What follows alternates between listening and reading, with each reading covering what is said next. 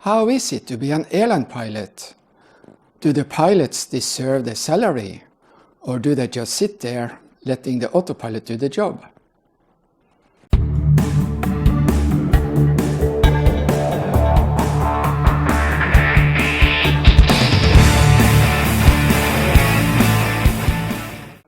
Hi, my name is Magnar Nordahl, and I'm an airline captain and instructor. And this is Ask the Captain.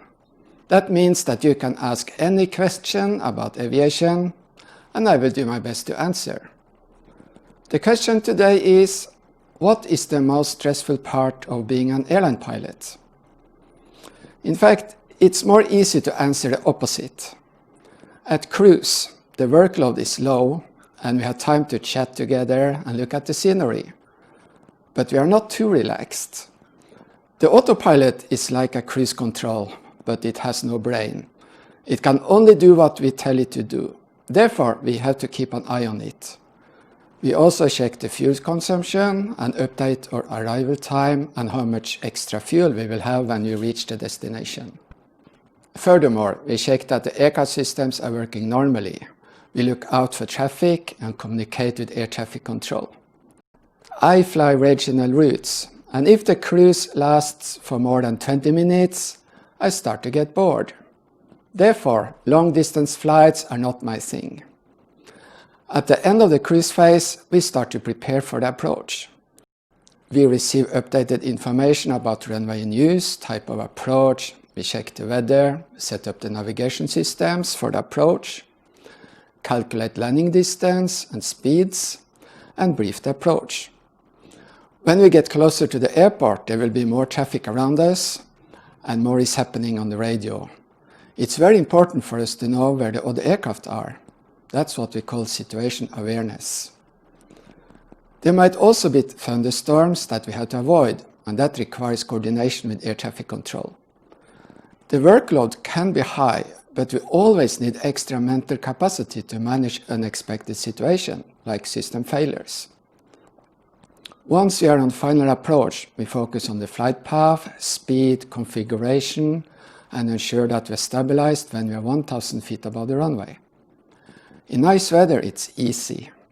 In difficult conditions, we have to work harder.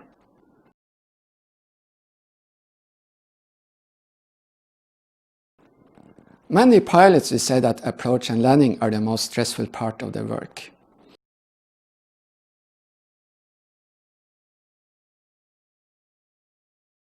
For me, it's the takeoff, because a lot happens in a very short period of time. From the moment I move the power levers forward, I must be prepared for an engine failure. If an engine fails at low speed, the thrust from the other propeller will create a strong turning moment. Therefore, I must be ready to abort the takeoff at any time. If an engine fails at a higher speed but below decision speed, then the stopping distance becomes critical. An engine failure after critical speed requires us to continue the takeoff.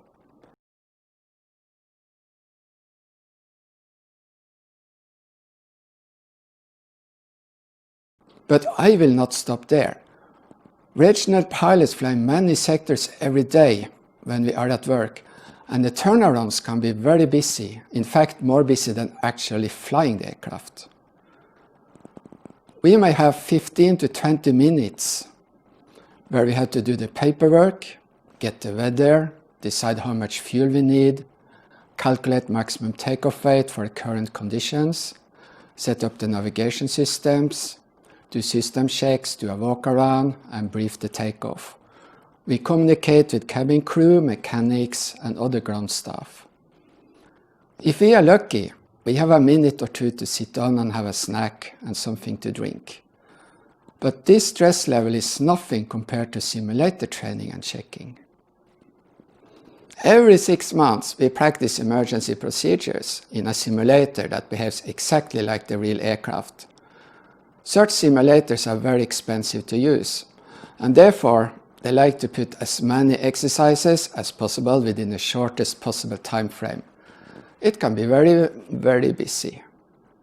A typical simulator check looks like this: engine start failures, wind shear at takeoff, that's an emergency. Loss of a DC generator. Traffic warning, that's an emergency. Loss of the second DC generator, now it becomes an emergency.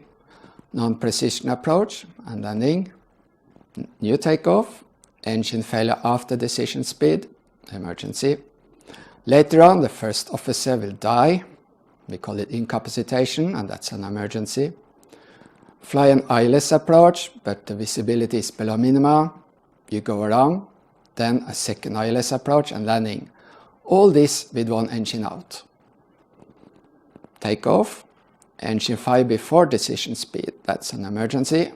You stop, do the fire drill, and then emergency evacuation. All of this takes just 2 hours. And after a short break, the scenario is repeated with the first officer as pilot flying. Only the system failures will change. Simulator training is very important because emergencies don't happen often. I started to fly passengers 23 years ago, and so far I never had an emergency. The most serious incident was a sick passenger. It is the simulator that keeps me proficient. In fact, I like simulator training. I hope this answered this question. Please support this channel by clicking like and share with your friends. And if there's something you wonder about aviation, please write a question in the comment section below. That's all for this time. Have a wonderful day and happy landing.